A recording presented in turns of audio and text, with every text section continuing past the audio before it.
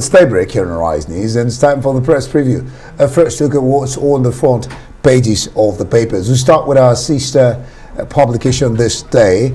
It has on its front page, Buhari, our unity at convention, signpost victory in 2023 polls.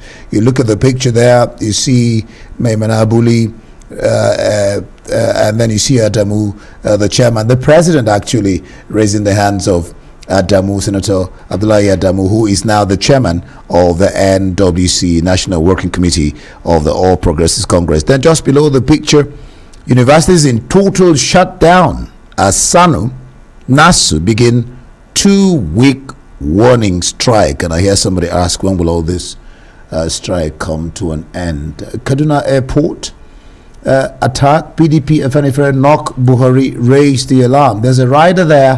House Minority Caucus demands investigation.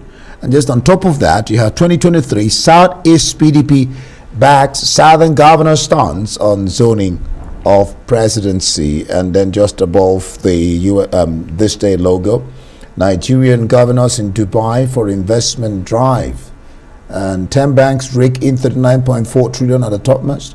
Deposits despite sustained incursion by fintechs. Let's go on to the next paper. We have the paper, the Punch newspaper rather. New National Working Committee, the All Progressives Congress inaugurates appeal panel on Tuesday. The People's Democratic Party says Adamu has fraud charges. Adamu's the new national chairman for the APC, and contestants await refunds. Senate to declare Adamu's seat vacant. There's more. Nyesom Wike of River State declares presidency bid, knocks Atiku, Saraki and others. Bread prices may go up. Bakers blame forex and energy crisis. Right at the top, Nigerians spend $39.66 billion on foreign education and medical tourism. That's according to the Central Bank of Nigeria. That report is on page 27 if you want to go through it. And federal government's borrowing from CBN rises by 96.54%. It hits 18.16 trillion naira. How does forex affect bread production here? That would be the question one will be asking. All right, let's look at the Nation newspapers. All right, the headline, Buhari, APC now set for victory. You can find that on page 5. Southeast, okay, zoning of PDP ticket to the south with a rider. Wike joins presidential race. I think that's on page 8 or something there. And how US-based Redeemed Christian Church of God, Pastor Emaj Song, and then SANU NASU strike, just talked about that earlier from this day. That's it for the Nation. Of course, on the front page there, you have NICON court orders committal proceedings against AMCON MD and others. That's on the front page there. This is The Guardian. Nyesom Wike of River State to run for president blames Atiku Saraki for PDP's 2015 defeat. Crude theft killing Nigeria's oil businesses, operators lament, and a Harvard economist predicts Emefiele as the next Obasanjo. That's the governor of the central bank. That means the next president? Yeah, I mean, he's the next Obasanjo. If he becomes the president. All right. The Guardian International now. The Guardian International. Putin wants to split Ukraine into two like Korea wants Kiev. That's from the Guardian newspaper. That's the headline there. Then plans for big shake-up of English schools revealed. That's for the Guardian. And this is the I paper. Russia is trying to split Ukraine into. That's from the Ukrainian officials. All right. The Times, the headline, Putin wants to divide, the story I just read earlier in the Guardian. But men, time to shave. Why the beard is over. That will make an interesting read for people like Ken. I don't know what that is talking about. Wow. Our hospital forecasting will reduce waiting lists. And finally, from the Financial Times, Blinken softens Biden's remarks by saying the U.S. has no aim to oust Putin. All right. I think that's all for the foreign papers. We've done I, right? We've done I. Look, Financial Times. You've done Financial Times. Yeah, we have gone through all right. that. So we bring in Bello. All right, Bello. Glad to have you join us on the Daybreak here this morning. Of course, this day leading with Buhari's statement. It says our unity at convention signposts victory in 2023 polls. If you can't say another thing for the party, with all the hurdles, all the controversies, finally yesterday, of course I was there, day before yesterday, I was there till the morning. It was tiring, but I mean, the convention eventually held. What's your take on the fact that the APC eventually held their convention and the president's statement come preparing for 2023? Good morning once again. Well, welcome to a new week. I was just laughing at what you told Kenneth about beards and they need to shave. The beard gang will not find that easy. But yes, serious matters now. And yes, this day starting another week with the politics. I think with both conventions over, PDP convention, APC convention over, we have entered the era, if you want to say now, of politics proper.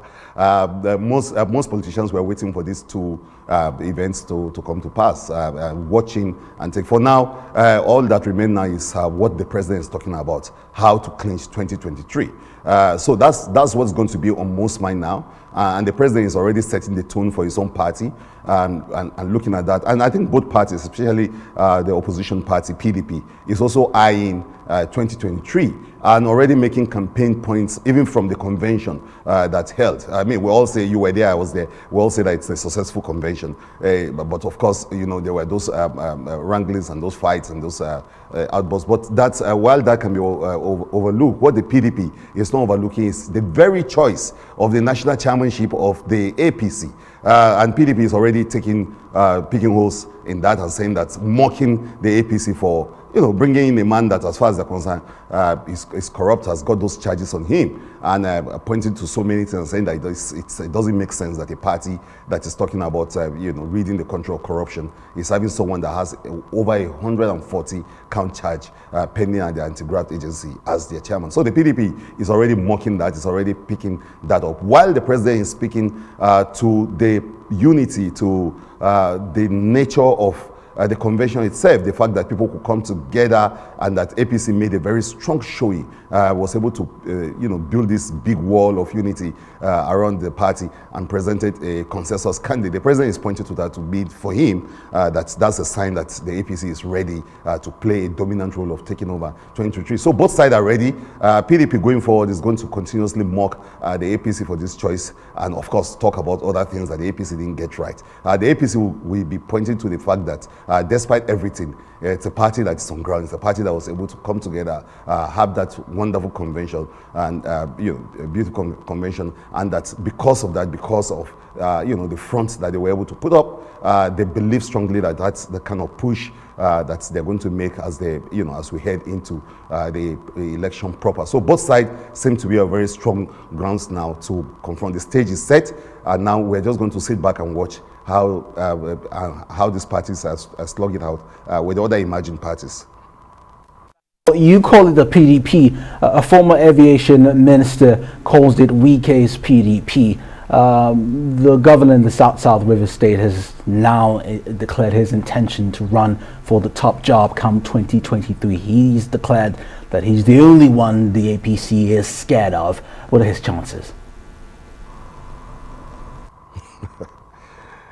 Well, yeah, he set the stage for us, those kind of statements that, well, he's the aviation minister, former aviation, saying that he's behaving like an emperor in his party. Earlier, we've had Obaseki said, governor of Edo State, say the same thing, where most people see Wike as someone that is trying to be in a position of control. But now he's put his heart to the game, as it said, and he wants to run for the office.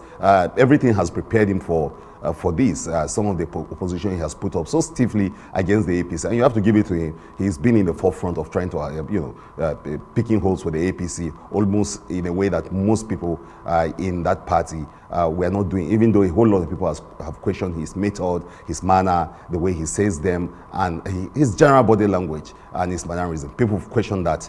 They said that's not what is fit for leadership. And within the party itself, there are people who say that, look, he's trying to be something of an imposition figure, someone who wants to impose himself on the party. Remember that people like Atiku, former vice president, and all the other people who want to run for power in the north are also charging for this. Tambuwal was very, very blunt about it last week when he was making his declaration that, look, no one from the south can win the presidency in PDP as it is. He said PDP is not in a position to win election if all he wants to win is a zoning formula. Wike and some other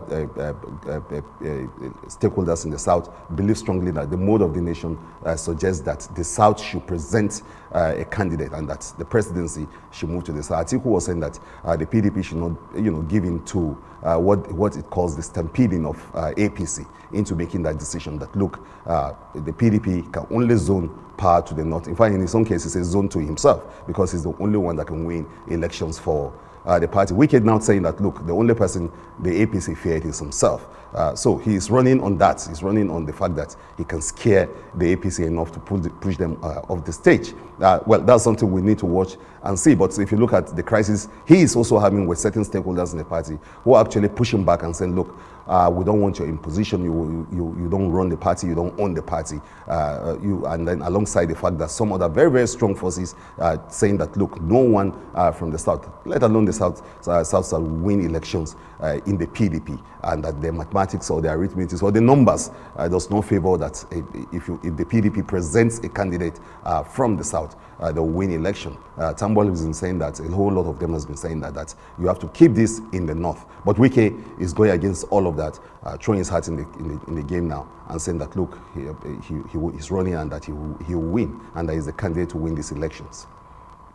Bello, I'm interested in the fact that for the 10th time, universities are going on strike, and that is hitting the education system badly. Talk about that. And then this question of, I just chipped in a word when Ken was talking about it, bread prices may go up, bakers blame Forex. What has Forex got to do with bread?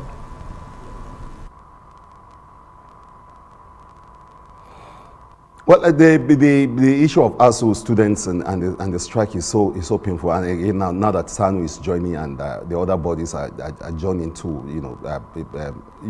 grounding completely what you have as the university system, but whether it is the academic or the non-academic staff. Is students coming out so strongly to even tell the minister that, look, you are not the one that can broker any kind of peace. They've lost faith in the Minister of Education. That is serious, and it's a very serious thing. Look, I don't know about you, but this is worrisome, and of course for parents, not just parents, for anyone that is involved in the system.